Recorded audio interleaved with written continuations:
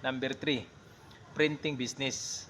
Kung ang bahay mo ay malapit sa mga school at or government offices, magandang negosyo ito para sa iyo. Kailangan mo lang mag-invest ng mga printer, photocopy machine at tumatanggap ng printing services mula sa mga estudyante. Maganda din ang kitaan dito at pwede mo rin pasukin ang printing t-shirt business, mga personalized design at logo at kung ano-ano pa.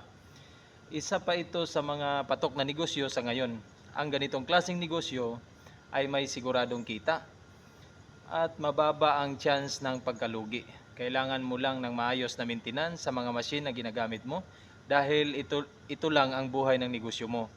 Ang business na ito ay may estimated na 150,000 na puhunan. At kung may matira, magagamit mo ito sa iba pang pangangailangan sa negosyo. At kung wala naman, dagdagan mo lang muna dahil may kanya-kanyang presyo ang mga machine na gamit dito. Paalala lang,